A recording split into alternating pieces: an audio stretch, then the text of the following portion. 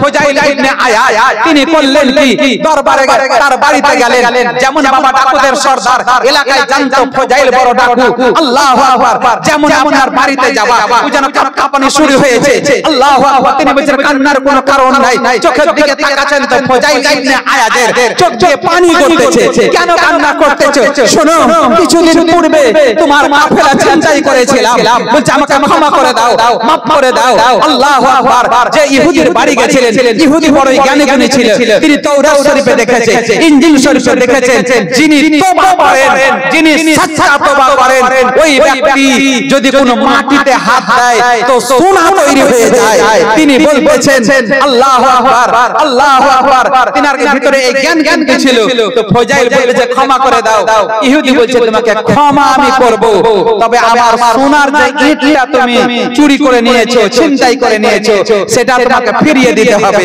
বলছে সোনার ইট আমাকে চেয়েও না সেটা শেষ হয়ে গেছে খতম হয়ে গেছে ওটা আমার কাছে নাই ও ব্রাদার ইসলাম ভাইরে আমার আল্লাহ আল্লাহ তিনি বলতেছেন তোমাকে সোনার ইট লাগবে না তবে সোনার ইটের বদৌলতে তুমি জঙ্গলে যাও মাটিকে কেটে ইট তৈরি করে ওই ইটটা তুমি ব্যাগে ভরে আমার বাড়িতে দাও তোমাকে আমি ক্ষমা করে দেব আল্লাহু আকবার ফুজাইল ইবনে আয়াজ ও ব্রাদার ইসলাম ওই ইহুদির কথা মোতাবেক মাফ পাওয়ার জন্য ক্ষমা পাওয়ার জন্য জঙ্গলে গেলেন জঙ্গলে যাওয়ার পরে মাটিকে পানি দিয়ে সাললেন ইট তৈরি করলেন ইটকে শুকালেন বস্তায় ভরলেন বস্তায় ভরার পরে ও ব্রাদার ইসলাম ইহুদির বাড়িতে নিয়ে এলেন বাড়িতে দিলেন দলবল সব নিয়ে এসে হাজির যখন আপনার বস্তার মুখটা খুলে দেখছেন আল্লাহু আকবার ব্রাদার ইসলাম দেখছেন তার মাটির ইট নাই সত্যি সত্যি মাটির ইটগুলি সোনার ইটে পরিবর্তন হয়ে গেছে বলুন সুবহানাল্লাহ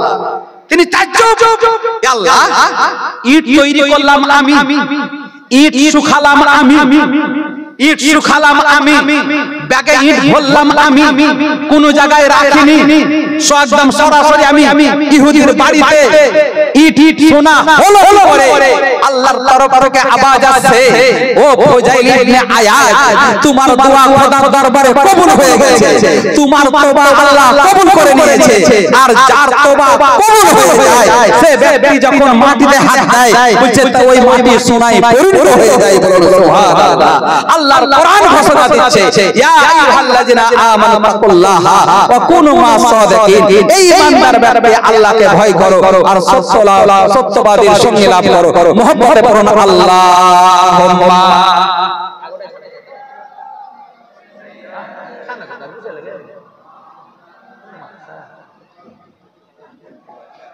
ওয়ালা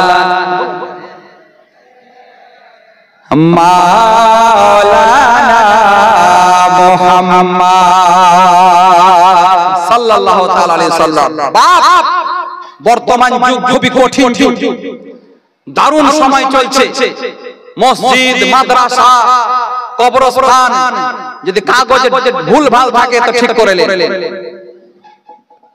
ওয়াকাফ বিল নিয়ে আপনারা সকলেই শুনতে পেয়ে গেছেন সকলে জেনে গেছেন এটা পাস করে নিয়েছে আল্লাহ পাক যেন আমাদের জমি যেন আমাদের ফেরত দেয় মানে হচ্ছে রুকে রাখা যেমন ধরলেন এই মসজিদ যেটা আছে জায়গাটা কেউ আল্লাহর নামে দান করেছে তো ওই জায়গাটার মালিক পৃথিবীর কেউ হতে পারে না ওই জায়গার মালিক পৃথিবীর কেউ হতে পারে না কিন্তু বর্তমান যুগে বলতেছেন যে এই জায়গাটার মালিক আমরা নিব এই করে বাবা বিল পাস করে ফেলেছে কথা বুঝতে পারছেন তো যখন জায়গা যখন নিয়ে নেবেন তাহলে আমাদের মসজিদ থাকবে আমাদের মাদ্রাসা থাকবে কবরস্থান থাকবে এই ক্ষেত্রে বাপ আগেকার মানুষ সৎ ছিল খুব ভালো লোক ছিল চেয়েছে দিয়ে দিয়েছেন কিন্তু ওই জায়গাগুলি রেকর্ড করুন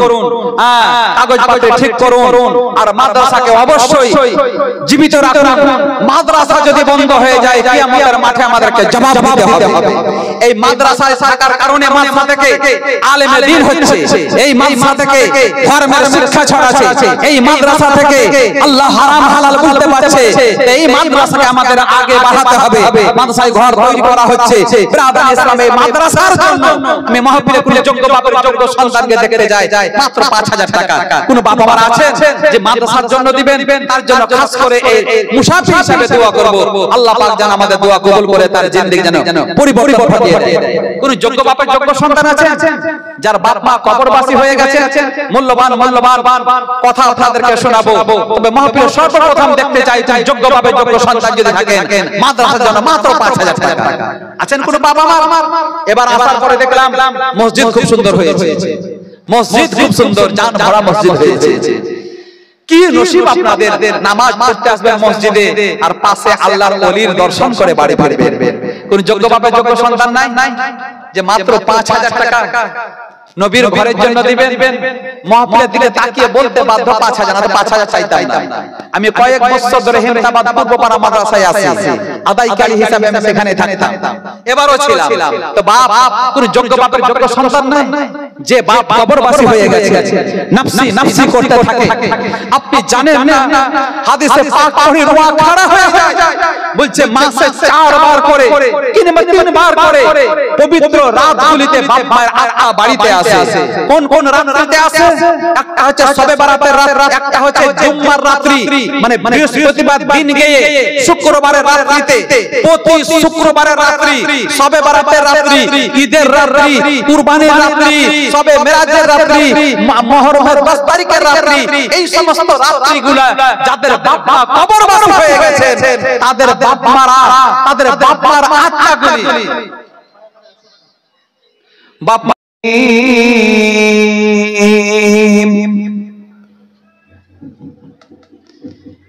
يا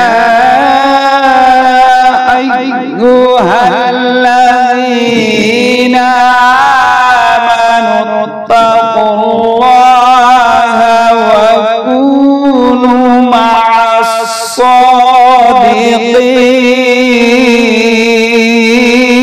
الصادقين صدق الله العلي العظيم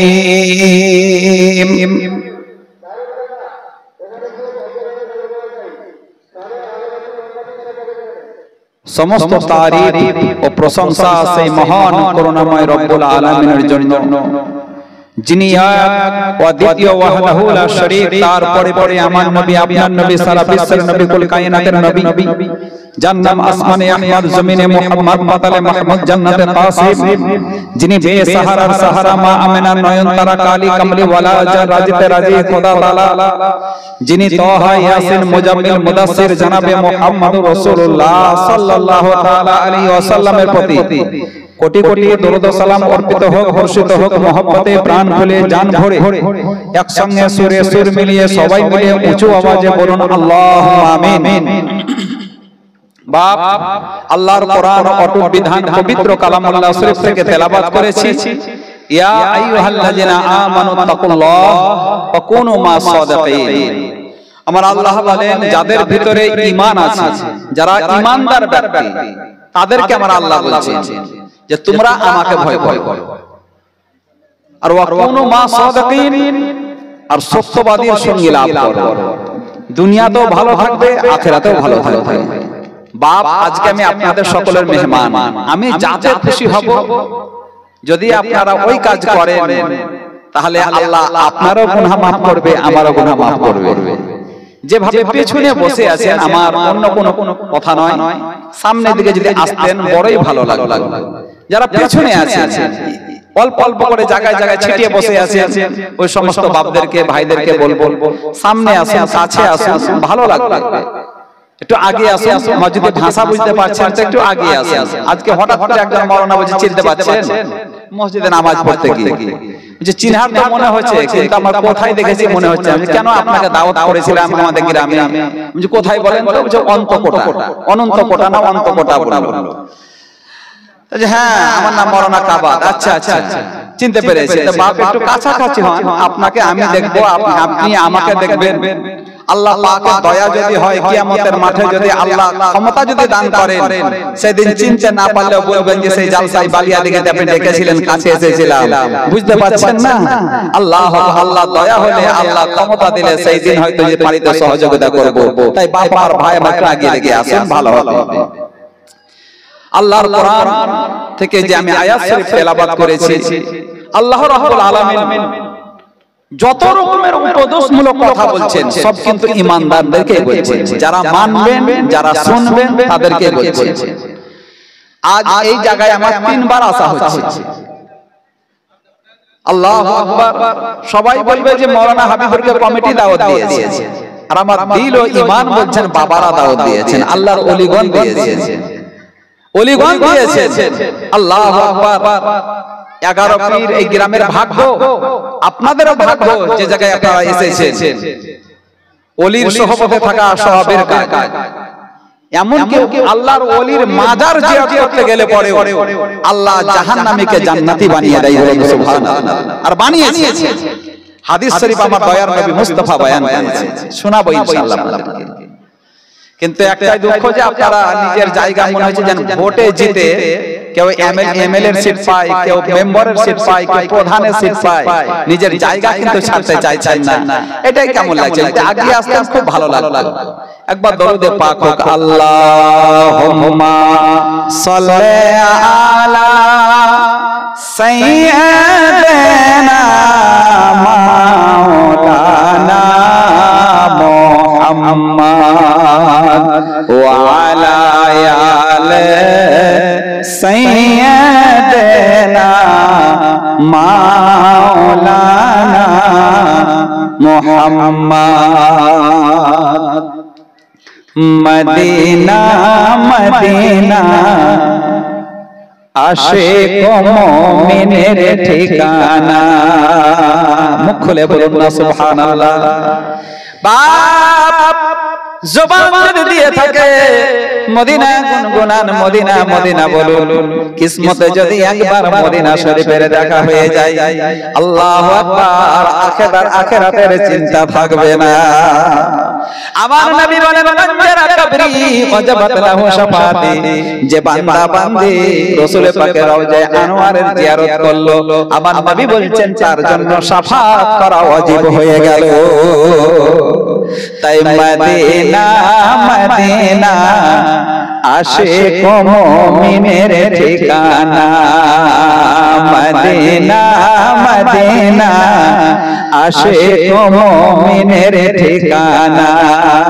আরে দিদার চেয়ে কাঁদো তোমরা, দিদার চেয়ে কাঁদো তোমরা, হও না নবীর দিওয়ানা। মদিনা মদিনা আশিক মুমিনের ঠিকানা। একটু মুখ খুলে সবাই মিলে যদি বলতেন মদিনা মদিনা, বড়ই মজা লাগতো। আমরা নবীর আশিক, নবীর চাহনেওয়ালা, মাননেওয়ালা। একটু মুখ খুলে বলুন না, মদিনা মদিনা মদিনা মদিনা আশিক মুমিনের ঠিকানা। মনে হচ্ছে বাবা যেমন কাঁধে করে লাশ বহে, আর কেউ পড়ে লা ইলাহা ইল্লাল্লাহ মুহাম্মাদুর রাসূলুল্লাহ, পেছনে যারা শুনতে পায় না আধা বলে আধা বাদ দেয় না। এইরকম হলে কি করে হবে বাবা? একটু মুহাব্বতে পড়ুন না, মদিনা মদিনা আশিক মুমিনের ঠিকানা। আরে নাতে মুস্তাফা পড়তে পড়তে যদি কার মওত যদি হয়ে যায়, আল্লাহ রাসূলের উপরে ভরসা, নবীর গোলাম হয়ে বিনা হিসাবে শহীদের দরজা নিয়ে জান্নাতে যাবে। মদিনা মদিনা আশিক মুমিনের ঠিকানা। আরে জালালউদ্দিন সিউতি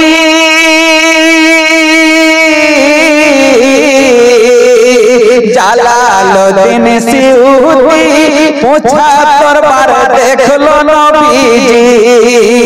জালালউদ্দিন সিউতি ৭৫ বার দেখলো নবীজি। এতবার দেখিয়া নবী, এতবার দেখিয়া নবী, তৃপ্তি তাহার হলো না। মদিনা মদিনা আশিক মুমিনের ঠিকানা। মদিনা মদিনা আশিক মুমিনের ঠিকানা দিদার চেয়ে কাঁদো তোমরা দিদার চেয়ে কাঁদো তোমরা হও না নবীর দিওয়ানা মদিনা মদিনা আশিক মুমিনের ঠিকানা নবীর শ্রেষ্ঠ সাহাবী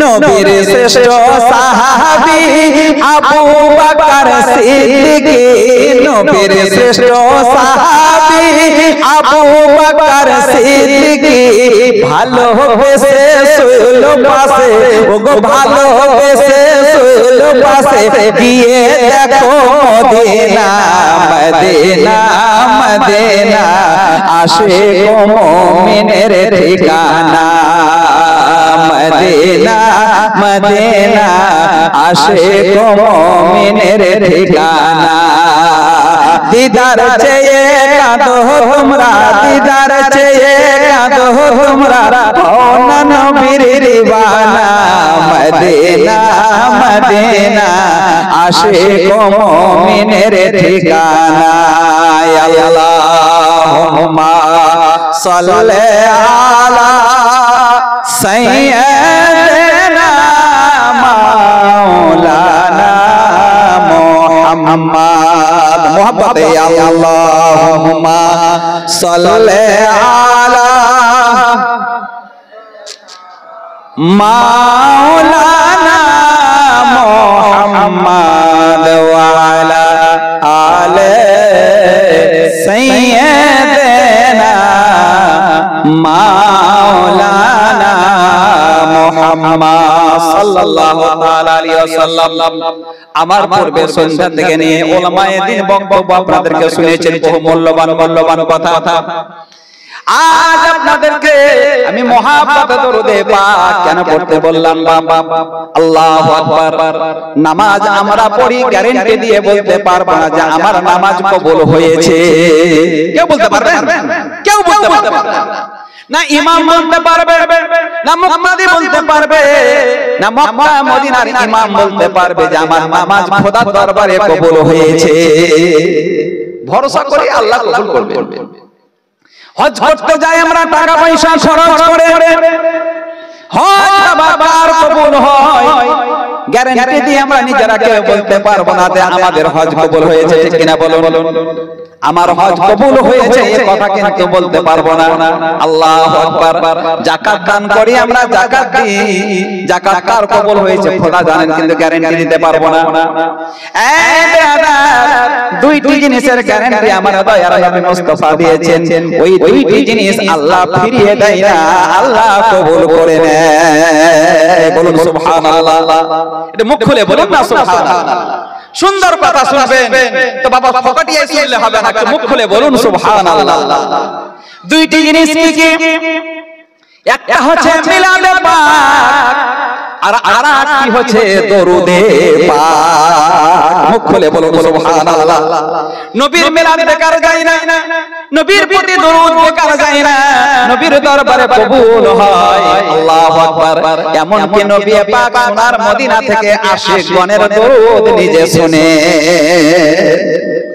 আল্লাহ আল্লাহ শরীর যদি পাক থাকে নামাজ পড়া চলবে শরীর যদি পাক থাকে আমার মা বোন কোরআন তেলাওয়াত করা চলবে আমার মায়েরা বোনেরা বাবারে অনেক সময় অনেক কাজ উল্টাপাল্টা করে ফেলে এবার রোজার সময় একজন মহিলা জিজ্ঞাসা করেন ভাইজান রোজার মাসে আসরের সময় আমার শরীর অপবিত্র হয়ে গেল তা আমি কি রোজা রাখবো না রোজা ছাড়বো না কি করব বলছে যখন তোমার বেলাট চলে আসে তখন আর রোজা থাকে না রোজা ভঙ্গ হয়ে যায় আর ওই অবস্থাতে রোজা রাখা চলে না ওই অবস্থাতে নামাজ পড়া চলে না ওই অবস্থাতে আল্লাহর কোরআন তেলাওয়াত করা চলে না বলে লজ্জা লাগে বাড়িতে শ্বশুর আছে বড় বড় বেটা আছে কি করব তাই বলে কি আপনি নাকি নাপাক অবস্থাতে নামাজ পড়বেন, তাই বলে নাকি আপনি নাপাক অবস্থায় কোরআন তেলাওয়াত করবেন? তবে হ্যাঁ, শরীয়ত একটি জায়গা দিয়েছেন, নামাজের ওয়াক্তগুলিকে, নামাজের সময়গুলিকে, বাড়িতে বড় বড় ছেলে আছে বলছেন, বাড়িতে আপনার আত্মীয় স্বজন আছে, আপনি যদি নামাজটা বজায় রাখতে চান একটা কাজ করতে পারেন, নামাজের সময়গুলি ওযু করে মুসাল্লা পেরে ওই মুসাল্লায় বসে বসে নবীর দরুদে পাক পড়তে পারে। সুবহানাল্লাহ। নাপাক অবস্থায় শরীরে পাক থাকতে হয়, নাপাক দরুদে পাক পড়া ইজাজত আছে। আল্লাহু আকবার। এই অভ্যাস যদি আমার মা বোনরা রাখেন তাহলে যেমন শরীর পাক হয়ে যাবে, নামাজ কাজা হবে না। নচেত দেখবেন নামাজ ধরতে যায় এক সপ্তাহ, আবার না হয়ে গেলে আবার বাদ যায় এক সপ্তাহ, মিডিলে কয়টা দিন নামাজ পড়া হয়, যেমন শরীর বেলা আবার খারাপ হয়ে গেল তেমনি আবার নামাজ বাদ হয়ে গেল, আবার ধরবে যে কখন তার ঠিক নেই। এবার জিজ্ঞাসা করছেন এক মহিলা যে আমরা কয়দিন রোজা রাখবো? 8 দিন নাকি রোজা রাখতে হয় না, এটা ঠিক? আমি কে বললে আপনি কে বললে আপনাদের? এইটা হচ্ছে 3 দিনের কম হবে না। জালসা শুনতে এসেছেন, মশলাগুনি বাবা কান খুলে শুনুন, কাজে লাগবে। অনেক সময় আমার মা বোনরা কাউকে জিজ্ঞাসা করতে পারে না, লজ্জার কথা শরমের কথা কাকে জিজ্ঞাসা করবেন, কিন্তু মশলার কথা বাবারে ঢেকে রাখা চলে না। হযরত ওমর ফারুক আযম আসছে জায়গায় ঘুরে রাতের বেলাতে গলিতে গলিতে ঘুরে বেড়াচ্ছেন, এক মহিলা আনন্দের গীত গাইছেন। আজ যদি স্বামী যদি থাকতো, স্বামীর সঙ্গে কত আনন্দ ফুর্তি করতাম, কত ভালো লাগতো, স্বামীকে নিয়ে কত গল্প গুজব করতাম। আল্লাহু আকবার। রাদানি ইসলাম মহিলাকে জিজ্ঞাসা করে কি ব্যাপার? বলছে আমার স্বামী নাই, আমার স্বামী যুদ্ধে গেছেন, কয়েক মাস হয়ে গেল। হযরত ওমর ফারুক আযম বাড়িতে এলেন, বাড়িতে আসার পরে আমার নবী পাকের অর্ধাঙ্গিনী আমাদের মুমিনদের মা, যার নাম হচ্ছে হযরত হাফসা, জিজ্ঞাসা করছেন আমিরুল মুমিনিন হযরত ওমর ফারুক আযম, বেটি একটা মাসলা আমি আজকে হাল করব, বলো একজন পুরুষ নিজের স্ত্রীকে ছেড়ে কতদিন থাকতে পারে, কিংবা একজন মহিলা নিজের স্বামীকে ছেড়ে কতদিন থাকতে পারে? একজন মহিলা নিজের পুরুষকে ছেড়ে কতদিন থাকতে পারে? যেমন এই কথা বলা আব্বা হুজুর কোন কথা জিজ্ঞাসা করলেন, মুখে কাপড় দিয়ে বাবারে পালিয়ে যাচ্ছেন। ওমর ফারুক আযম বলেন, বেটি তোমাকে বলতেই হবে। তিনি আঙুলের ইশারা করলেন, 2টি কিংবা 3টি দেখালে। ওমর ফারুক আযম তিনি এলান করে দিলেন, যুদ্ধের ময়দানে গেছে 2 মাসের বেশি তাদেরকে থোয়া হবে না, তাদেরকে নিজের নিজের বাড়িতে বিবির কাছে আসতে হবে, তাদেরকে ইজাজত দেওয়া হলো। মাসলা হাল হলো বাবা। তো মহিলা জিজ্ঞাসা করছেন কয়দিন রোজা রাখবে না? আমি বললাম শুনুন, এই যে মাসে মাসে যে ব্লাড আমার মা বোনদের আছে, এটা 3 দিনের কম হয় না, আর 10 দিনের বেশি হবে না। 3 দিনের কম হবে না, আর 10 দিনের বেশি হবে না। তো কারো 3 দিন অভ্যাস, কারো 5 দিন অভ্যাস, কারো 7 দিন অভ্যাস, কারো 8 দিন অভ্যাস, কারো 9 দিন, আর 10 দিনের বেশি তো হবেই না। 10 দিন পার হয়ে গেলে জানতে হবে এটা অসুখ, আর ওই অবস্থাতে নামাজও হবে, রোজাও হবে। 10 দিন পার হয়ে গেলে এটা অসুখে পরিণত হয়, আর অসুখ অবস্থাতে ব্লাড গেলেও আপনার নামাজ হবে, ব্লাড গেলেও আপনার রোজা হবে। সেটার মাসলা হচ্ছে, কারো যদি সব সময়তে পেশাব করতে থাকে, কারো সব সময় হাওয়া খারিজ হতেই আছে, কারো সব সময় ব্লাড যেতেই আছে, তাদের জন্য হচ্ছে যে জোহরের ওযু করলে জোহরের নামাজ হবে, ওই ওযুতে আসরের নামাজ হবে না। ওই কারণে পেশাবের কারণে ওযু ভাঙবে না, কেবল আসরের ওযু করলে আসরের নামাজ হবে, জোহরের ওযু করলে জোহরের ওযু হবে। তবে একই ওযুতে 2 ওয়াক্ত নামাজ পড়তে পারবেন না। এই ক্ষেত্রে ব্রাদান ইসলাম তারা টাটকা ওযু করবে আর ওয়াক্তের নামাজ আদায় করবে। কথা বুঝতে পারলেন? তো ব্রাদান ইসলাম এবার কথা হচ্ছে, কারো যদি 3 দিন অভ্যাস থাকে তাহলে সে যদি বলে 8 দিন না হলে নামাজ হবে না, এটা ভুল কথা। ধরে রাখুন আমার মা বোনেরা, সূর্য ডুবতে যাচ্ছে, এমনি সময়তে তুমি বুঝতে পারলে আমার শরীর পাক হয়ে গেছে, শরীর পাক হয়ে গেছে, তুমি যদি গোসল করো তো মাগরিবের ওয়াক্ত তুমি আসরের ওয়াক্ত পাবে না। আর যদি গোসল না করো ওই অবস্থায় আসরের নামাজ পড়া হবে না। তো বলছে যখন তুমি গোসল করবে তুমি বুঝতে পেরেছো যে আসরের সময় ছিল, আমার শরীর পাক হয়েছে, যখন তুমি গোসল করে নামাজ পড়বে আসরের ওয়াক্তটা কেউ কাজা আদায় করে নিও। আসরের সময় ছিল, শরীর পাক হয়েছে, বুঝতে পেরেছে? মশলা খুব ধ্যান দিয়ে বুঝবেন বাবা। আসরের সময় ছিল, মহিলা বুঝতে পেরেছে আমার ব্লাড বন্ধ, যখনই গোসল করবে আসর থেকে তার নামাজ আদায় করতে হবে। ও দরকার হলে পরে ও রাতে গোসল করতে পারে, যেমন শরীর পাক হলো তেমনি গোসল করতে পারে, আর গোসল করার পরে ও মাগরিবের নামাজ আদায় করবে, তারপরে যে যে ওয়াক্ত আসবে সেই ওয়াক্তে নামাজ পড়বে, তার সঙ্গে আসরের ওয়াক্তটা কাজা আদায় করে নেবে। এবার কথা হচ্ছে রাতের বেলায় শরীর পাক হয়েছে, অত্যন্ত ঠান্ডা, গোসল করার মতো ক্ষমতা নাই, আর রোজার মাস চলছে, বলেন ওই মহিলা রোজা কখন রাখবে? আগামীকাল গোসল করবে, তারপরে কি রোজা রাখবে না? কিছু না না, রাতের বেলায় যদি শরীর পাক হয়ে যায় তাহলে রাতে গোসল করো, আর যদি না পারো না পাক অবস্থায় সেহরি খেয়ে নাও, রোজা হয়ে যাবে। সুবহানাল্লাহ। না তো কি করে, যে শরীর অপবিত্র আছে দিনের বেলায় গোসল করব, তারপরে দিন রোজা ধরবো, এমনি হয় না? এরকম বহু হয় না। শরীর অপবিত্র আছে, গোসল করার মতো ক্ষমতা তোমার নাই, দুর্বল শরীর। তো বলছো তুমি যদি না পারো তো সেহরি খেয়ে নাও, পারলে তুমি আগে গোসল করো, চাই পরে গোসল করো, তারপরে তুমি যখন পারবা গোসল করে নামাজ আদায় করো। কথা বুঝতে পারছেন? আর একটা কথা অনেকেই জিজ্ঞাসা করতে পারে না, রমজান মাসে নাকি বিবির সঙ্গে মিলামিশা করে না, মিলামিশা চলে না? চলে না, অবশ্যই রমজান মাস কোন প্রতি মাসে বিবির সঙ্গে মিলন চলে। তবে কথা হচ্ছে রমজান মাসে যদি আপনি মিলামিশা যদি করে থাকেন বাবা, আর গোসল করার মতো সময় হয়নি, এমন সময় ঘুম ভাঙছে, যদি সেহরি খাই সেহরি খাওয়া হবে, আর গোসল যদি করে গোসল করা হবে, এখন কোনটা করবেন? তো গোসলটা বাদ দিয়ে দাও, সেহরিটা খেয়ে নাও, পরে তুমি গোসল আদায় করে না। কথা বুঝতে পারলেন? মুখ খুলে একবার বলুন না সুবহানাল্লাহ। এই মশলাগুলি অনেক সময়তে বাবা মা জিজ্ঞাসাও করতে পারে না, কার কাছে বলতেও পারে না। বাপ জালসা শুনতে এলে বহু অজানা জিনিস জানা যায়, আর আমি চাই যে কোনো ঘটনা আমি কম বলতে, কিছু মাসলা মাসাইল আলোচনা করতে চাই, যেগুলোতে মানুষের জীবনের সংশোধন হয়। অনেক মানুষ গোসলেরই গোসল কি করে করতে হয়, মনে করছে মাথায় পানি ঢাললাম, ধুয়ে নিলাম, শরীর পাক হয়ে গেল। না, গোসলের পরে গোসলের পর তিনবার মুখে নিয়ে গারগার করে পানি গোটা চাবলে ধরে বেড়াতে হবে, নাকের পানি ভিতর পর্যন্ত পৌঁছাতে হবে, আর মাথা থেকে পা অবধি ভালো করে ধুতে হবে। একটা চুল যদি ভিজতে বাকি থেকে যায় তো শরীর পাক হবে না, নাপাক অবস্থায় থাকবে। এই ক্ষেত্রে গোসল খুব হোশিয়ার, খুব সাবধানের সহিত গোসল করবে। আর রোজা অবস্থায় যদি কেউ গোসল করে তাহলে মুখ কিন্তু উপর দিকে চারা চলবে না, মুখে পানি নিয়ে খুব সাবধানে এহতিয়াতের সহিত চাবলে পানি দড়িয়ে নিচে করে ফেলবে। যদি এক বুঁদ পানি যদি ভিতরে চলে যায় রোজা ভঙ্গ হয়ে যাবে। কথা বুঝতে পারলেন?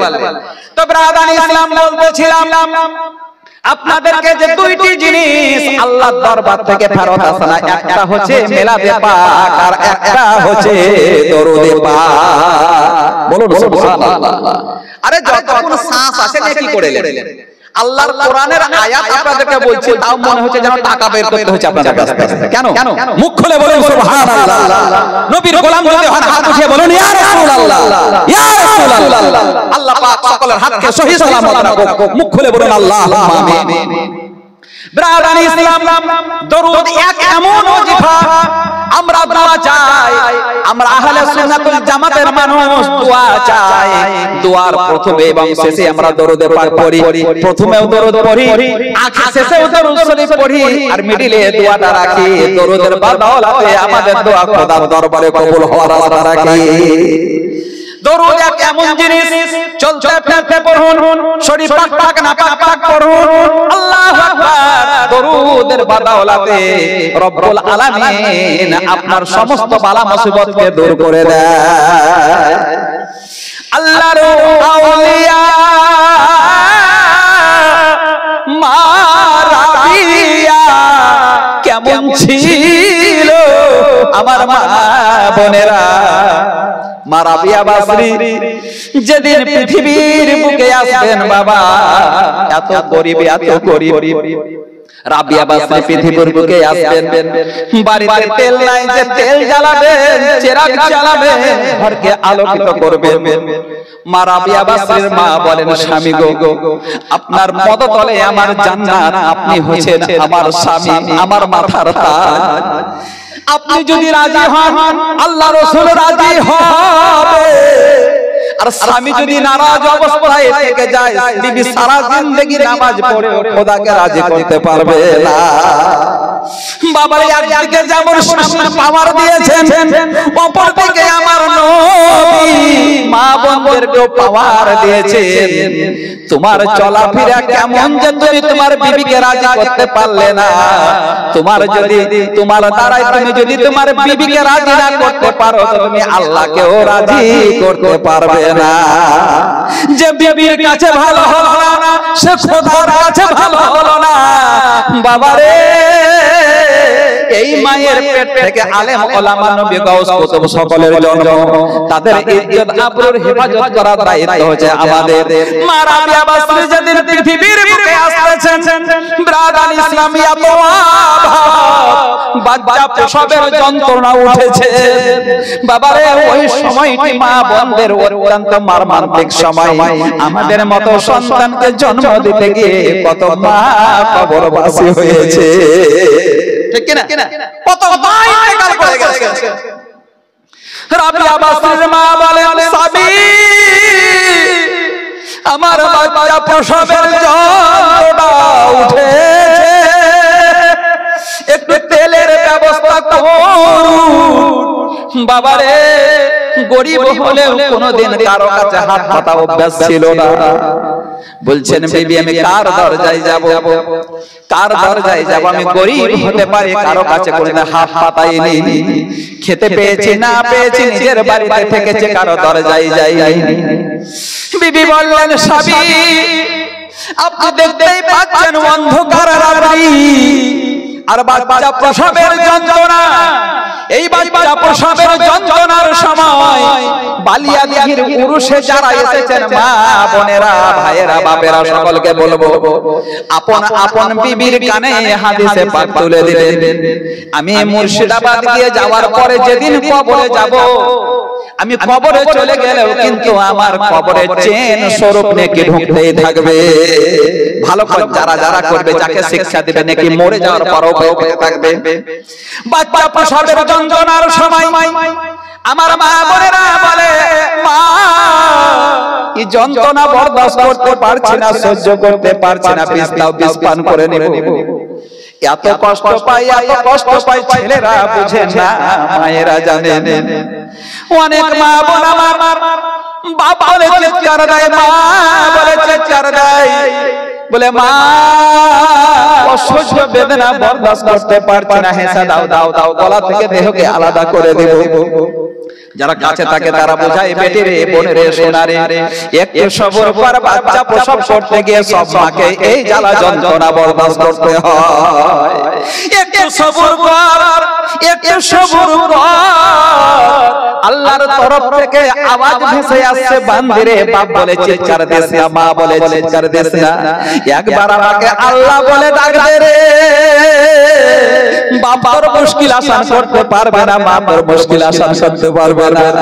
একবার আমাকে আল্লাহ বলে ডাক দে, একবার আমাকে আল্লাহ বলে ডাক দে রে। বান্দি যখন আল্লাহ আল্লাহ আল্লাহ বলে চিৎকার দেয়, বাচ্চা প্রসব করার পরে কেরামিন কাতাবিনকে আমার আল্লাহ জিজ্ঞাসা করে, আমার এই বান্দি কয়বার আমাকে আল্লাহ বলে ডেকেছিল? বাচ্চা প্রসবের বেদনার সময়, হিজগুনের সময় কয়বার আমাকে আল্লাহ বলে ডেকেছিল? কেন আল্লাহ, এর বিনিময়ে তুমি কি দিবে? যে জয়বার আমাকে আল্লাহ আল্লাহ বলে ডাক দিয়েছে, জয়টি কবুল হজের নেকি ওই মহিলার আমলনামায় লিখে দাও। বলুন সুবহানাল্লাহ, মুখ খুলে বলুন সুবহানাল্লাহ। হজ করতে বাবা জানা যাবেন, যারা গিয়েছেন, হজের নিয়ম কানুন যদি ছুটে যায় হজ হবে না। কারো যদি হক মারা টাকা নিয়ে হজ করতে যাও হজ হবে না, কারো সম্পত্তি দখল করে যদি হজ করতে যাও হজ হবে না। কিন্তু আমার নবী বলছেন ওই মহিলা বাচ্চা প্রসবের যন্ত্রণার সময় জয়বার আল্লাহ আল্লাহ বলে ডাক দেবে, তৈরি কবুল হজের নাকি ওই বান্দির আমলনামায় লেখা হবে। ব্রাদার ইসলাম, রাবিয়া বাসরীর মা বলেন সাহাবী একটু যান কারো দরজায় যান, একটু তেল চেয়ে নিয়ে আসেন। বিবির কষ্ট দেখে বাবা দরজায় গেলেন রাত্রির অন্ধকারে, এক বড় লোকের দরজায় ধাপ ধাপ করে আওয়াজ দিলেন, কে দরজার বাইরে আওয়াজ দাও এত রাত্রির বেলায়? আল্লাহু আকবার বলে, আমি অমুক ব্যক্তি দরজাটা খুলুন, একটু তেল চাইতে এসেছিলাম। দরজা খোলার পরে বললেন, তোমাকে তেল দেওয়া হয়নি, হবে না, আজকে বিপদে পড়েছো বলে এসেছো দরজায়, তোমাকে আমরা কেউ তেল দেব না। দরজা ছেড়ে আর দরজায় গেলেন, বাহির থেকে আওয়াজ, কে এত রাত্রির বেলায় দরজায় আওয়াজ দেয়? আমি অমুক ব্যক্তি, দরজাটা খুলুন, কেন এসেছো, কিসের জন্য এত রাত্রির বেলায়? একটু তেল চাইতে এসেছিলাম, আমার বিবির বাচ্চা প্রসবের যন্ত্রণা উঠেছে, তাই একটু তেল যদি দিতেন বড়ই উপকার হতো। আল্লাহু আকবার। বাবা দরজা খুললই না, বলল যে অন্য কোন জায়গায় তেল খুঁজো, আমরা তোমাকে তেল কেউ দেব না, আমরা তোমাকে তেল কেউ দেব না। মনকে ছোট করে বাবা রে দরজায় এলেন, বিবি ঘরের ভিতরে বাচ্চা প্রসবের যন্ত্রণায় ছটছট ছটছট করছে। এদিকে বাবার মা রাবিয়া বাসরীর আব্বা বাড়ির বাইরে, আল্লাহু আকবার, কপালটাকে হাঁটুর মধ্যে লাগিয়ে রেখেছিলেন, তন্দ্রার ভাব এসেছে। স্বপ্ন দেখছেন, কি দেখছেন? ও আমার বান্দা, তেল তোমাকে খুঁজতে হবে না, তেল তোমাকে খুঁজতে হবে না। তোমার বাড়িতে এমন এক আমি বেটি পাঠাচ্ছি, এমন এক বান্দিকে পাঠাচ্ছি, যার কারণে গোটা ঘর আলোকিত হয়ে যাবে। বলো সুবহানাল্লাহ। আল্লাহু আকবার। রাবিয়া বাসরী যখন হলেন বাবা, অন্ধকার ঘর আলোকিত হয়ে গেল। বলে বলুন বাবা সুবহানাল্লাহ। এই রাবিয়া বাসরী আল্লাহু আকবার জগৎকে আলোকিত করে ফেললেন। বিবি বাবা ঘর থেকে চিৎকার দিয়ে বলে, স্বামী আল্লাহ আপনাকে আরেকটি মেয়ের বাপ বানিয়েছে। পূর্বে তিনটি মেয়ে ছিল, আর এটা 4 নম্বর মেয়ে। আরবিতে রাবিয়া মানে 4, রাবিয়া মানে 4। বেটির অন্য কোনো নাম রাখলেন না, গিনতিতে যেটা 4, এই নামে গোটা পৃথিবীতে প্রচারিত। রাবিয়া বাসরী কেমন ছিলেন? আল্লাহু আকবার। ইব্রাহিম খলিলুল্লাহ, একজন ইব্রাহিম আহমদ বালকি, আহমদ বালকি একদম বিখ্যাত বাদশা। ব্রাদার ইসলাম ভাইরে আমার, একজন ঘরে ঘুমিয়ে আছেন, বাদশাহী বিছানা, মহলের বিছানা, সুন্দর বিছানায়, সুগন্ধ বিছানায় শুয়ে আছেন। কে জানো ছাতের উপরে জানো খট্টাম খট্টাম করে আওয়াজ দিয়ে হেঁটে বেড়াচ্ছেন। দেখো তো কার এত বড় আসপদ্দা যে আমার মতো বাদশার ছাতের উপরে আওয়াজ করে বেরিয়ে বেড়ায়। আল্লাহু আকবার। যদি বাবা দেখতে গেলেন, দেখছেন একজন পুরুষ ছাতের উপরে হেঁটে বেড়াচ্ছেন, বাবা খট্টাম খট্টাম করে। কি ব্যাপার? সামনে হাজির করা হলো। কি ব্যাপার? ছাতে কি খুঁজে বেড়াচ্ছ? বলছে হুজুর আমার উট হারিয়ে গেছে, তাই আমি আপনার ছাতের উপরে আমি উট খুঁজতেছিলাম। পাগল কোথাকার, ছাতে উট পাওয়া যাবে? উট হারিয়েছে গ্রামে খুঁজো, জমিতে খুঁজো, বাগানে খুঁজো, এখানে ওখানে খুঁজো, ছাতের উপরে উট পাবে? তিনি বলে হুজুর আমি জানতাম এই ছাতে উট পাওয়া যায় না, যেমন ছাতের উপরে উট পাওয়া যায় না, এই সুন্দর নরম বিছানায়, সুগন্ধ ফুলের বিছানায়, মখমলের বিছানায় শুয়ে শুয়ে আল্লাহকে পাওয়া যাবে না। যেমন এই কথা বলা অন্তরের তালা খুলে গেল। বাবা বাদশা করলেন রাজ্যকে ত্যাগ করে দিলেন, সিংহাসনকে ত্যাগ করে দিলেন। না না, এক না একদিন মওতের মজা চাকতে হবে, এই মায়ার দুনিয়া ছাড়তে হবে, সিংহাসন ছাড়তে হবে, ফুলের বিছানা ছাড়তে হবে, রাজ্য ছাড়তে হবে, সবকিছু ত্যাগ করতে হবে, বিবি বাচ্চা ছাড়তে হবে। তিনি করলেন কি বাবা রে, বাদশাহী থেকে বের হয়ে গেলেন, জঙ্গলে চলে গেলেন। জঙ্গলে যাবার পরে একটা আপনার গর্ত তৈরি করলেন। ওই গর্ততে 6 বছর কিংবা 9 বছর আল্লাহর ইবাদত করলেন। 6 বছর কিংবা 9 বছর আল্লাহর ইবাদত করলেন। দিলে শখ পয়দা হলো যে কাবা বাইতুল্লাহর হজ করতে যাব, তওয়াফ করতে যাব, হজ করতে যাব। যেভাবে উনি হজ করেছেন ইতিহাসে দ্বিতীয় তার জোড়া নাই। 2 বছর আগে দেখছিলেন সোহরাব আপনার পাকিস্তান থেকে পায়ে হেঁটে মক্কা শরীফ গেছিলেন, যাওয়াটা দেখিয়েছেন, কিন্তু এলেন কিভাবে ওটা কিন্তু দেখাই নাই। আল্লাহু আকবার। তারপরে শুনলাম পাকিস্তানে নাকি তাকে খাড়া করে দিলেন, যেতে দিলেন না। তুমি যখন মক্কা শরীফ হজ করতে যাচ্ছ তো বিদেশি পোশাক কেন পরে? পাঞ্জাবি পায়জামা শরীরে কোথায়? হ্যাঁ, তাদের বক্তব্য ঠিকই। আল্লাহু আকবার। তিনি পায়ে হেঁটে গেছেন, এটা সত্য। আর পায়ে হেঁটে যাওয়ার স্বভাব কত? এক পাঁচে হাঁটলো বলছে 7 কোটি করে নেকি তার আমলনামায় লেখা হয়। বলুন সুবহানাল্লাহ।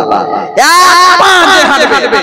তো জগতের বুকে এখন দেখলাম যে সোহরাব আপনার পায়ে হেঁটে মক্কা শরীফ গেলেন।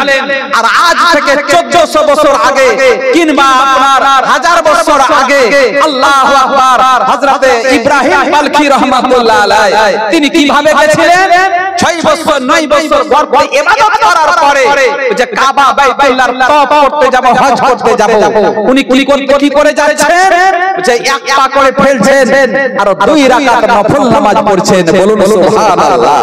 এক পা করে ফেলছেন আর 2 রাকাত নফল নামাজ পড়ছেন। আল্লাহু আকবার। এই রকম ভাবে কতদিনে কাবা ঘরে পৌঁছালো? 14 বছর পর কাবা শরীফে পৌঁছালেন। বলুন সুবহানাল্লাহ। 14 বছর পর সেখানে পৌঁছানোর পরে গিয়ে দেখছেন চোখে কিন্তু কাবা দেখতে পাই না। কাবা কোথায় গেল? আমি কি ভুল জায়গায় এসেছি নাকি? কাবা কোথায় গেল? আল্লাহর তরফ থেকে আওয়াজ আসছে, ও ইব্রাহিম, আদম, তুমি ঠিক জায়গাতেই এসেছো। কাবা কোথায়? আল্লাহ কাবা কোথায়? কাবা কোথায় গেল? মুঝে আমার একজন বাদী যাকে জগৎ জানে রাবিয়া বাসরি বলি, ওই রাবিয়া বাসরি হজ করতে আসতেছিল, তাই কাবা নিজের জায়গা ছেড়ে রাবিয়া বাসরিকে আগাতে চলে গেছে। বলুন সুবহানাল্লাহ। মা তোমাদের মাকাম কত বড়, তোমাদের পায়ের তলাতে আমাদের জান্নাত, ওই পায়ের হেফাজত, ইজ্জত আবরুর হেফাজত। তুমি কারো আমানত, তুমি কারো আমানত। তুমি যখন ছোট ছিলে তখন বেটি ছিলে, কারো বোন ছিলে। যখন তুমি বড় হলা তখন কারো মা হলা। কেউ তো ইঞ্জিনিয়ার হতে পারে, কেউ তো প্রফেসর হতে পারে। তুমি ইঞ্জিনিয়ারের মা বলেও গণ্য হতে পারো, তুমি প্রফেসরের মা বলেও গণ্য হতে পারো, তুমি ওলিদের মা বলেও গণ্য হতে পারো, তুমি নবীদের মা বলেও গণ্য হতে পারো। ও ব্রাদার ইসলাম, আল্লাহু আকবার। তোমাদের পেট থেকে সকলের জন্ম। আল্লাহু আকবার। তুমি একজন পুরুষের আমানত। আল্লাহু আকবার। নিজের দেহকে যত পর্দায় রাখবে আল্লাহ তোমার প্রতি তত রাজি রাখবে। ব্রাদার ইসলাম, তো মা রাবিয়া বাসরিকে কাবা উঠে আগাতে চলে গেছে। ইব্রাহিম বিন আদম জঙ্গলে গেলেন, দেখি তো কাবা কোথায় আছেন। খুঁজতে খুঁজতে গেলেন, দেখছেন রাবিয়া বাসরি বাবা বসে আছেন আর চতুর্দিকে কাবা চক্কর লাগাতেছেন। রাবিয়া বাসরির যেন তওয়াফ করতেছে। ইব্রাহিম বিন আদম চিৎকার দিয়ে বলে, রাবিয়া, কি তামাশা জুড়েছো জঙ্গলে, যে কাবাকে দেখার জন্য দেশ বিদেশ থেকে মানুষ এসেছে, আর তুমি কাবাকে নিয়ে তুমি কি করতেছো? রাবিয়া বাসরি বলেন, আমি তামাশা জুড়িনি, তামাশা তো আপনি জুড়েছে। কেমন আল্লাহর ইবাদত করো? 14 বছর আল্লাহর ইবাদত করলাম, নফল নামাজ পড়তে পড়তে এলা, কিন্তু কাবা কেন দেখতে পেলে না? আল্লাহু আকবার। এই রাবিয়া বাসরি বাবারে যেদিন পৃথিবীর বুকে আসতেছেন গোটা ঘর আলোকিত হয়ে গেল। বলতেছিলাম বাবা, মা রাবিয়া বাসরির মা বলেন, সাবি, আল্লাহ আপনাকে চাচি মেয়ের বাপ বানিয়েছে। যেমন বেটির খবর শুনলেন মনটা ছোট হয়ে গেল। পূর্বে 3টা মেয়ে ছিল, এটাও মেয়ে হয়ে গেল। গরিব সংসার, খাবারের অসুবিধা হয় বাবারে। ভেবেছিলাম এটা যদি বেটা হতো বুড়া বয়সে মুখের আহারের ব্যবস্থা করত, কিন্তু এটাও বেটি হয়ে গেল। তবে জেনে রাখুন বাবা, আল্লাহ ওই বান্দাকে বেটা দেয়, ওই বান্দিকে বেটি দেয়। যাকে আল্লাহ ভালোবাসে তাকে বেটা বেটির মা বানায়, বাবা না। আল্লাহ যাকে বেশি ভালোবাসে তাকেই বেটি দেয়। বেটিকে যদি বেটির মতো বানাতে পারেন তো বেটির বা দাওলাতে বাপ মা দুটোই যাই জান্নাত। নচেত আমরা কি করছি বাবা, মেলা লেগেছে যা বেটি মেলা দেখে আয়, টাকা নিবি লে 500 টাকা, তাতে হবে না 1000 টাকা লাগবে যা ঘুরে আয়। মেলায় যে কোথায় গেল কোথায় কি করলো বাপ, যদি কোনো গুনাহের কাজ করে ফেলে বাপকেও জবাব দিতে হবে, আল্লাহু আকবার, মাকেও জবাব দিতে হবে। আল্লাহু আকবার। একজন বেটি নিজের বাপকে বলছেন আব্বা আমি নিজের শরীর কতটা ঢেকে রাখবো, কতটা ঢেকে রাখবো। তো বাপ বড় জ্ঞানী গুণী ছিলেন, তিনি বলছেন যতটা আগুনে পোড়াতে পারবা ততটা বাপ দিয়ে ঢেকে রাখো। তার মানে কি পুরো দেহটাকে ঢেকে রাখো। বলুন না মুখ খুলে সুবহানাল্লাহ। ব্রাদানি ইসলাম চাচাই বেটি হয়েছে, মনটা খারাপ, রাত্রির বেলায় বিছানায় শুয়ে আছে। দয়ার নবী মুস্তাফা বাবা যেমন রাবিয়া বাসরির আব্বা বিছানায় ঘুমিয়ে গেছেন, ঘুম ধরে গেছে, স্বপ্নের মাধ্যমে নবী আমার উঠাছে, ওগো তোমার মন কেন খারাপ? ইয়া রাসূলুল্লাহ পরস্পর 4টি মেয়ে, আমি গরীব, যদি একটা বেটা হতো বুড়া বয়সে আমার পুঁজি হয়ে আমার লাঠি হয়ে একানো হয়ে আমার সহযোগিতা করত। আমার নবী বলেন তোমার কি টাকা পয়সার দরকার? রাবিয়া বাসরির আব্বা বড়ই জ্ঞানী গুণী ছিলেন, আমার রাসূল আমাকে যেটাই দিবেন সেটাই হচ্ছে আমার জন্য বেহতর, আমার জন্য ভালাই। বলুন সুবহানাল্লাহ। আমার নবী বলেন টাকার দরকার তোমার, খাতা বের করো, কলম বের করো। খাতা বের করলেন, কলম বের করলেন, আর বলছেন আমি যেটা বলছি সেটা তুমি লেখো। কি লিখতে বলছেন? বসরা শহরে যিনি সবচাইতে বড় টাকাওয়ালা পয়সাওয়ালা তাকে কেন্দ্র করে লেখো যে প্রতি রাতে একটা ধার্য 1000 হোক 500 বার হোক 100 বার হোক দরুদে পাঠ করেন, কিন্তু গত রাতে দরুদ পাঠ করেনি, বিছানায় ঘুমিয়ে গেছে। তাই একটা রাত দরুদ কামাই করার কারণে তাকে 400 মিসকাল সোনার টাকা কিংবা চাঁদের টাকা তাকে ফাইন দিতে হবে। একটা রাত দরুদে পাঠ করেনি, তাই আমার রাসূল বলছেন তাকে 400 মিসকাল চাঁদের টাকা তাকে ফাইন দিতে হবে। লেখা হয়ে গেল, লেখার পরে বলতেছেন ইয়া রাসূলুল্লাহ তাকে দেখালে দিয়ে দিলেন যে হ্যাঁ দিয়ে দিলেন। এমনি বাবা বলতেই ছিলেন, ঘুম ভেঙে গেল। ঘুম ভাঙার পরে দেখছেন যে বাবা কাগজের টুকরা মাথার কাছে হাজির ছিল। একটু মুখ খুলে বলা যাবে না সুবহানাল্লাহ। আচ্ছা স্বপ্ন আমরা সবাই দেখি, ঘুম ভাঙার পর সব দেখতে পাই। হয়তো দেখছেন স্বপ্ন দেখছেন যে জমিতে প্রচুর ভুট্টা হয়েছে, আর সব ভুট্টাকে ভেঙে নিয়ে এসে বাড়িতে পালা লাগিয়ে দিয়েছে, আর চিন্তা ভাবনা কিছু নাই। ঘুম ভাঙার পর সেটা দেখতে পান? দেখতে পান। আল্লাহু আকবার। কিন্তু স্বপ্নে যদি নবী পাককে দেখেন কিংবা স্বপ্নে যদি নবীর কাছ থেকে কিছু পেয়ে থাকেন তো ঘুম ভাঙার পরে সেটা উপস্থিত থাকে। বলুন সুবহানাল্লাহ। কারণটা কি? শয়তান সকলের রূপ ধারণ করতে পারে কিন্তু রাসূলে পাকের রূপ ধারণ করতে পারে না। বলুন সুবহানাল্লাহ। তোমায় কেমনে পাবো, তোমায় কেমনে পাবো বলো না ইয়া রাসূলুল্লাহ, দেখিতে কতদিন বাকি বলো না ইয়া রাসূলুল্লাহ। জাহান্নামী আবু জাহিল, জাহান্নামী আবু জাহিল দেখিল তোমাকে, বড় বড় মুনাফিকরা পাইল তোমাকে, বড় বড় মুনাফিকরা পাইল তোমাকে। পাগলে আমাদের সবাইকে দিদার দাও ইয়া রাসূলুল্লাহ, আমাদের সবাইকে দিদার দাও ইয়া রাসূলুল্লাহ, দেখিতে কতদিন বাকি বলো না ইয়া রাসূলুল্লাহ। আজকে স্টেজে এত সুন্দর কমিটি সাজিয়েছে, একবার জান ভরা, ঠিক কিনা বলে? আসলে পরিশ্রম করেছেন, টাকা পয়সা খরচ করেছেন। আল্লাহ কমিটিদের হায়াতে বরকত দাও। তবে আমি ভাইদেরকে বলবো, কমিটি ভাই যারা আছেন যাদের খাওয়া দাওয়া হয়ে গেছে একটু বুঝিয়ে বলুন ভিতরে যাও, বড়ই ভালো হয়। আমি মা বোনদেরকে বলবো গেটের সামনে না খাড়ো হয়ে আপনারা মাহফিলে বসে পড়ুন, হাদিস পানে কথা শুনুন আর জীবনের পরিবর্তন করুন। তোমায় কেমনে পাবো বলো না ইয়া রাসূলুল্লাহ, দেখিতে কতদিন বাকি বলো না ইয়া রাসূলুল্লাহ। ইবলিস শয়তান তোমার সূরত ধরতে পারে না, বলিয়ে সুবহানাল্লাহ।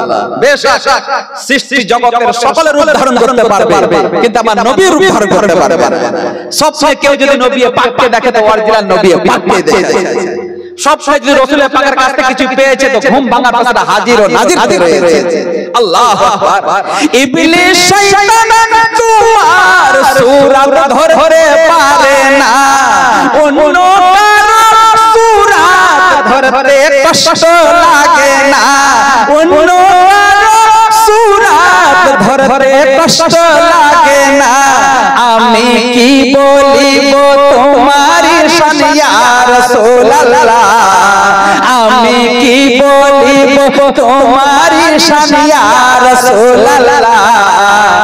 দেখিতে কতদিন বাকি বলো না ইয়া রাসূলুল্লাহ, দেখিতে কতদিন বাকি বলো না ইয়া রাসূলুল্লাহ। আল্লাহ আমাদের কিসমতে মদিনা শরীফ রেখে দাও, বলুন আল্লাহ আমিন। আল্লাহ মাউত দিও না, চোখ যখন দিয়েছো সোনার মদিনা দেখার একবার তৌফিক করে দিও আমাদের সকলকে। এই 11 জন আল্লাহর ওলি রাসূলাই, বলুন আল্লাহ আমিন। তো বলতেছিলাম বাবা, ঘুম ভাঙার পরে কাগজের টুকরা দেখছেন মাথার কাছে রাখা। সকাল হলো বাবা, কাগজের টুকরাটাকে হাতে করে নিলেন। রাবিয়া বাসারির আম্মা কাগজের টুকরা হাতে নিয়ে চললেন বাবারে ওই বাদশার দরজায়, টাকাওয়ালার দরজায়। গেটম্যান দরজায় খাড়া হয়ে আছে, বলছে বাদশার সঙ্গে সাক্ষাৎ করব। কি ব্যাপার? এই যে কাগজের টুকরা বাদশা পর্যন্ত তুমি পৌঁছায়া দাও। কাগজের টুকরা নিয়ে বাবারে বাদশার হাতে তুলে দিলেন। যেমন বাবা কাগজের টুকরাটা খুলেছে, শরীরের রুমা যেন খাড়া খাড়া হয়ে গেছে। চিৎকার দিয়ে বলে দারোয়ান, তুই কোন কথা বলিস না রে, আমি নিজে যাব, তাকে সম্মানের সহিত আমি ঘরের ভিতরে নিয়ে আসবো। আল্লাহু আকবার। বাদশা নিজে গেলেন বাবা, দরজায় গিয়ে যেমন খাস মেহমান হয় সব চাইতে, ওই রকম বাবা ওই রকম ভাবে আদর করে ভিতরে নিয়ে গেলেন। নিয়ে যাবার পরে পাশে বসালেন, বসানোর পরে বলতেছেন, আচ্ছা বলো তো আমি যে গত রাত্রি দরুদে পাক পড়িনি তো এই খবর তুমি জানলে কি করে? তিনি বলছেন, আমি খবর জানি না, খবর দেনেওয়ালা দুনিয়ার কোন ব্যক্তি নয়, খবর দিয়েছেন কামলিওয়ালা মদিনাওয়ালা নবী মুস্তাফা। কামলিওয়ালা নবী মুস্তাফা খবর দিয়েছে। যেমন বাবা বলা চোখের পানি যেন ঝরতে শুরু করেছে। আরে আমি একটা দিন দরুদ পড়ি, আমার নবী মদিনাওয়ালা খবর রেখেছে। এতদিন দরুদ পড়তাম, যে তৃপ্তি আমি পাইনি, আজ থেকে আমি দরুদের তৃপ্তি দ্বিগুণ পাবো রে। শোনো শোনো, যখন রাত্রি গভীর হয়ে যেত, আমার বিবি বাচ্চা বিছানায় ঘুমিয়ে যেত, দারোয়ান দরজায় খাড়া হয়ে বসে বসে ডিউটি, দরজায় খাড়া হয়ে ডিউটি দিত। আমি ঘরের বাতিকে বন্ধ করে দিতাম। বন্ধ করে দেওয়ার পরে মুসাল্লা ওযু অবস্থায় মদিনা শরীফকে লক্ষ্য করে, রাসূল পাকের রওজায়ে আনোয়ারকে লক্ষ্য করে, যে আমার নবী দরুদে পাক শুনছে বলে নবীর ধ্যানে আমি দরুদে পাক পড়তাম, চোখ দিয়ে পানি ঝরাতাম। সত্যি সত্যি আমি একটা দিন দরুদে পাক পড়িনি, আমার নবী তার জন্য তোমাকে পাঠিয়ে দিয়েছে। ক্যাসিয়া টাকার জায়গা থেকে টাকা নিয়ে আর দেরি করিস না, কামলিওয়ালা নবী মুস্তাফা পাঠিয়েছেন যার আশিকে। বাবারে 4000 দিনার বাবা তার হাতে তুলে দিলেন। 4000 তার হাতে তুলে দিলেন, বলছে ইয়াতে আমি খুশি নয়, ইয়াতে আমি খুশি নয়, আরো 12,000 টাকা নিয়ে আয়, গরিব মিসকিনকে দান করে দে। ডাক দিয়ে বলে বেটা কাছে আয়, বেটা কাছে আয়। কেন আব্বা, কেন আজকে এইভাবে ডাক দেন? এই যে কাগজের টুকরাটা দেখো বাবা, সুন্দর করে যত্ন করে রেখে দাও, যেদিন আমি মায়ার দুনিয়া ছাড়বো, দুনিয়া ছেড়ে কবরে যাব, সঙ্গের সাথী কাফন থাকবে, কাফনের লেপটে দিয়ে আমাকে কবরে চিরবিদায় দিয়ে দিও। মোরা দরুদ সালাম পড়ি নবী তোমার শরণে, কঠিন দিনে জায়গা দিও তোমার চরণে, কঠিন দিনে জায়গা দিও তোমার চরণে। অন্তর থেকে লাইনটা পড়েন, যদি কবুল হয়ে যায় যারা পার হয়ে যাবে। কঠিন দিনে জায়গা দিও তোমার চরণে, সেই মরণের কথা শুনলে পাই বুকে ব্যথা, উহুদ পাহাড়ে চাপে যেন বুকে এসে থা, তোমার দেখা পেলে ভয় রবে না আমার মরণে, কঠিন দিনে জায়গা দিও তোমার চরণে, কঠিন দিনে জায়গা দিও তোমার চরণে। সেই কঠিন জাহান্নাম হবে তার প্রতি হারাম, চেহারা তোমার দেখবে যে মুমিন মুসলমান। সুবহানাল্লাহ। সেই কঠিন জাহান্নাম হবে তার প্রতি হারাম, চেহারা তোমার দেখবে যে মুমিন মুসলমান। তুমি একবার এসে দেখা দিও আমায় স্বপ্নে, কঠিন দিনে জায়গা দিও তোমার চরণে, মোরা দরুদ সালাম পড়ি নবী তোমার শরণে, কঠিন দিনে জায়গা দিও তোমার চরণে। আল্লাহুম্মা সাইয়্যিদানা মাওলানা মুহাম্মদ। দরুদ মুহাম্মদে পড়ুন একদম ঝুমে ঝুমে।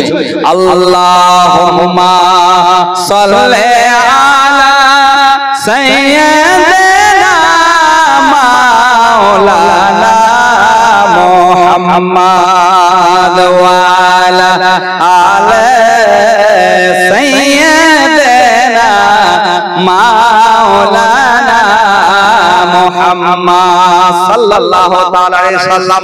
আল্লাহর কোরআন অটুট বিধান পবিত্র কালামুল্লাহ শরীফ থেকে তেলাওয়াত করেছে বাবা। ইয়া আইয়ুহাল্লাযীনা আমানু তাকুল্লাহা ওয়া কুনু মা'আস সাদিকিন। এই ইমানদার ব্যক্তি আল্লাহকে ভয় করো, সত্যবাদীর সঙ্গে লাভ করো। আল্লাহ হচ্ছেন আমার সবচাইতে সত্যবাদী, আমার রাসূল হচ্ছেন সবচাইতে সত্যবাদী। আর আল্লাহ রাসূলকে মেনে যারা চলেছেন সাহাবায়ে কেরাম, বুজুর্গানে দিন, আল্লাহর ওলিগণ, তারা তাদের পথ অনুসরণ করে চললে পরে আমার আল্লাহ রাজি হবে, আমার রাসূল রাজি হবে। এই যে আল্লাহর ওলিগণের দরবার দেখতে পাচ্ছেন বাবা, আমার দয়ার নবী মুস্তাফা সাহাবায়ে কেরামদেরকে শোনাতেছেন পুরাতন কাহিনী, সাহাবাদেরকে বসিয়ে শোনাচ্ছেন সাহাবায়ে কেরাম। এই হাদিস শরীফ মিসকাত শরীফে পাবেন, মুসলিম শরীফে পাবেন। আমার দয়ার নবী মুস্তাফা সাহাবায়ে কেরামদেরকে শোনাচ্ছেন। তোমাদেরকে একটা আমি বনি ইসরাইল কওমের পুরাতন ঘটনা তোমাদেরকে শোনাচ্ছি। কি ঘটনা? যে বনি ইসরাইল কওমে একজন ব্যক্তি ছিল বড়ই জালিম, বড়ই বদমাশ। কি রকম বদমাশ? হচ্ছে 99টা মারার করেছিলেন, 99 জন ব্যক্তিকে কাতাল করেছিলেন বিনা কারণে।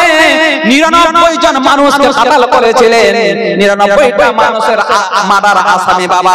যখন তার দিলে ভয় চলে এলো যে আল্লাহ আমাকে তো ছাড়বে না, একদিন তো মওতের মজা চাইতেই হবে, সেই দিন আমি কি জবাব দিব আল্লাহর দরবারে? বুঝে কাকে জিজ্ঞাসা করি? একজন এইরকম আপনার বয়োজ্যেষ্ঠ বাপদের মতো বয়োজ্যেষ্ঠ বাপজিকে জিজ্ঞাসা করছেন, চাচা আমি জীবনে 99টা মানুষ মারার করেছি, আল্লাহ কি আমাকে ক্ষমা করবেন? তিনি বলতে বাধ্য, তিনি বললেন বাবা কত ব্যক্তির তুমি বিবিকে বাবা করেছো, কত ছেলে মেয়ের বাপ, কত ছেলে মেয়ের বাপকে তুমি এতিম করেছো, তাদের চোখের পানি কোথায় যাবে? আল্লাহ তোমাকে ক্ষমা করবেন না, তোমাকে জান্নাত দিবে না। তুমি এত বড় আসামি, বিবিকে কাঁদিয়েছো, খানদানকে কাঁদিয়েছো, বেটা বেটিকে এতিম করেছো, বিবিকে বেলা করেছো, আর তুমি বলছো আল্লাহ আমাকে ক্ষমা করবে? এই বলছে যখন ক্ষমাই যখন করবে না তো তোমাকে বাদ কানে দিনে সেঞ্চুরি করে 100টা পুজিয়ে দিল, 100টা পুজিয়ে দিল, কিন্তু দিলে কিন্তু ভয় কিন্তু আছে। একজন আলেমের সঙ্গে সাক্ষাৎ, হুজুর আমি এত বড় অন্যায় করেছি, পাপ করেছি, আল্লাহ কি আমাকে ক্ষমা করবেন না? তিনি বলতেছেন আল্লাহ হচ্ছে দয়ার সাগর, আল্লাহর দয়ার শেষ নাই। পাহাড়ের সমান যদি গুনাহ করো, 7 আসমান জমিনের সমান যদি গুনাহ করো, আর অন্তর থেকে যদি মাপ চাও যে আল্লাহ যে পাপ করেছি জীবনে আর পাপ করব না, আল্লাহর উপরে ভরসা রাখিও, আল্লাহ তোমাকে ক্ষমা করে দিবে। যে কি করে ক্ষমা পাওয়া যাবে? তো বলছে কি আল্লাহর মাহবুব বান্দার দরবারে যাও।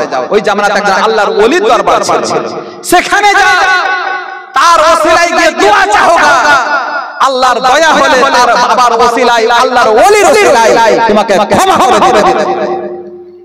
ইনি করলেন কি বাবা? বের হলেন বাড়ি থেকে যে মাপ তো চাইতেই হবে, যদি কোনো কম হয়ে যায়, ক্ষমা যদি ক্ষমার ওসিলায় যদি আল্লাহ মাফ করে দেয়, আল্লাহ যদি আমাকে মাফ করে দেয় তো বেরা পার হয়ে যাবে। তবে আমি যে কাজ করেছি, অন্যায় কাজ করেছি, গুনাহের কাজ করেছি, পাপের কাজ করেছি, বললো কি বাবা রে, আল্লাহর ওলির দরবার থেকে হাঁটতে শুরু করলো। কিছু দূর যাবার পরে ইসরাইল আলাইহিস সালাম আপনার মওতের ফেরেশতা এসে হাজির হয়ে গেল, তার রূহটা বের করে নিল।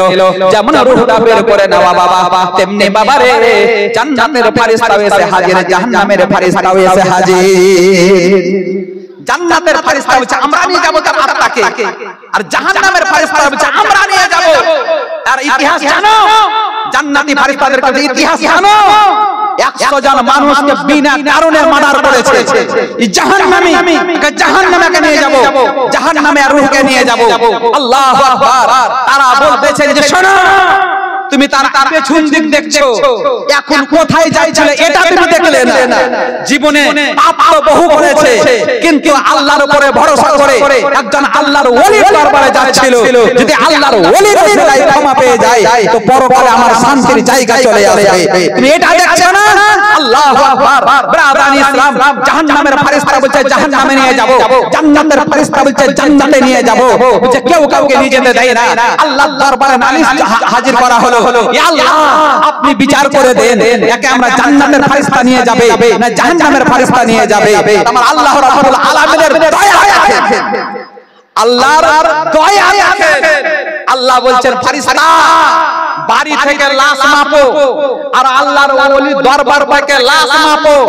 যদি আল্লাহর ওলির দরবার থেকে লাশ কাছে হয় তাহলে জান্নাতের ফেরেশতা নিয়ে যাবে, আর যদি বাড়ি থেকে লাশ কাছে হয় তাহলে জাহান্নামের ফেরেশতা নিয়ে যাবে। আল্লাহু আকবার। জায়গা মাপতে শুরু করে দিল। আল্লাহর কি হুকুম বাবা, আল্লাহর ওলির দরবার থেকে আপনার লাশটা একটু এগিয়ে ছিল। আল্লাহু আকবার। আল্লাহর ওলির ওসিলায় তার জীবনের সমস্ত গুনাহকে আল্লাহ ক্ষমা করে দেবে। বলুন সুবহানাল্লাহ। আল্লাহু আকবার, আল্লাহু আকবার। তবে একটা মাসলা জেনে রাখুন, হযরত বড় পীর আব্দুল কাদের জিলানী রাহমাতুল্লাহ আলাইহি হাদিসে পাক তিনি বয়ান করেছেন, লিখছেন তিনার কিতাবের মধ্যে। কি লিখছেন? যদি জীবনে কোনো গুনাহ করে থাকে কেউ, আর যদি সবাই জানে, ধরলেন কারো মদ খাও অভ্যাস ছিল, কারো সুদ খাও অভ্যাস ছিল, কারো ব্যভিচার করা অভ্যাস ছিল, গ্রামে সবাই যায়, পরবর্তীতে কিন্তু সেই লোকটা কিন্তু তওবা তিলা করে ভালো হয়ে গেছে। বলছে পূর্বেকার কথাটাকে আর বলিও না, ওই কথা বলে তাকে অপমান করিও না। যদি অপমান করো তো জেনে রাখো আমার আল্লাহ রাসূলের বাণী, ওই অপমান তুমি না হয়ে তোমার মওত হবে। ওই জায়গায় তুমি আসবে, তুমি যে কারণে তাকে লজ্জিত করছো ওই রকম ঘটনা তোমার সঙ্গে ঘটবে, তারপরে তোমার মওত হবে।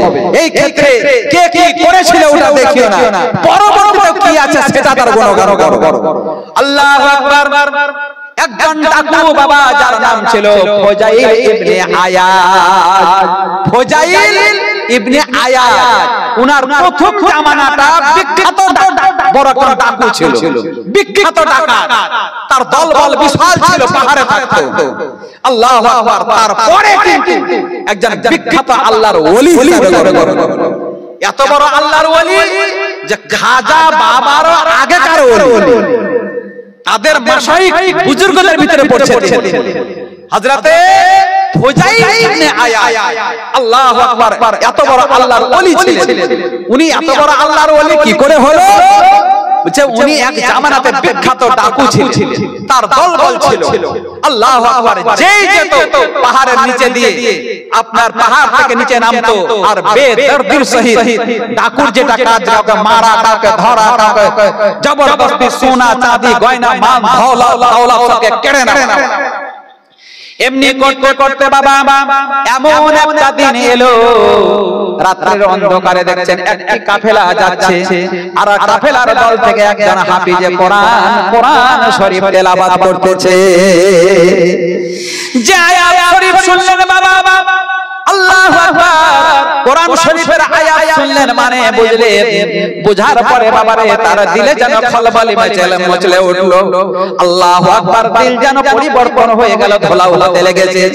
আয়াত শরীফ শোনার পরে আল্লাহ আল্লাহ, কোরআন শরীফ শোনার পরে তিনি এক জায়গায় বসে চোখের পানি ঝরিয়ে কান্না করছে। বলছে আজ থেকে আমি তওবা করছি, জীবনে আর কোনোদিন কারো মান ধন দৌলত ছিনতাই করব না, চুরি করব না। ডাকাতের যারা দল ছিল তাদেরকে ডাকলো, শোনো, যারা আর যারা সহচর ছিল সবকে ডাকলো, আজ থেকে আমি তওবা করলাম, জীবনে আর পাপের কাজ করব না, কারো ধন দৌলত আমরা ছিনতাই করব না, এটা হারাম কাজ, আর জবাব একদিন কবরে দিতে হবে। আল্লাহু আকবার। তারা বললেন তওবা কাকে বলে, তওবা কি জিনিস? আল্লাহু আকবার। প্রথম তওবাতেই কি হচ্ছে দেখুন, জিন্দেগিতে তো খারাপ কাজ ছাড়া ভালো কাজ করেনি। আল্লাহু আকবার। প্রথম যখন দিল থেকে তওবা করছে, জি আল্লাহ আর জীবনে কোনোদিন চুরি করব না, ডাকাতি করব না, তো দলবল সব এসে হাজির। বলছে হুজুর এতদিন ছিলেন আপনি আমাদের সর্দার, আপনি যেটা করেছেন আমরা সেটা করেছি, আপনি যেটা বলেছেন আমরা সেটা করেছি, জানের পরোয়া করিনি, ঝাঁপিয়ে পড়ে ধন দৌলত ছিনতাই করে আপনার কদমে হাজির করেছি। হুজুর আপনি যখন তওবা করছেন, আপনি যখন সরদার হিসেবে তওবা করলেন, আমরা সকলেই আপনার সামনে তওবা করছি, বলুন সুবহানাল্লাহ। প্রথম তওবা দেখেন, উনি তওবা করছেন তো দলবল সকলেই তওবা করলেন। তওবা করার পরে আল্লাহু আকবার, কাঁদাকাটি করতেই ছিলেন আর বলছে শোনো, যার যার মান ধন দৌলত ছিনতাই করেছে তাদেরকে ধন দৌলত ফিরিয়ে দেব। তবে মনে পড়ছে কিছুদিন পূর্বে পাশে একটি গ্রামের ইহুদির আমরা ধন দৌলত ছিনতাই করেছিলাম, তার ভিতরে সোনার একটা ইট ছিল, সেটাও ছিনতাই করে নিয়েছি।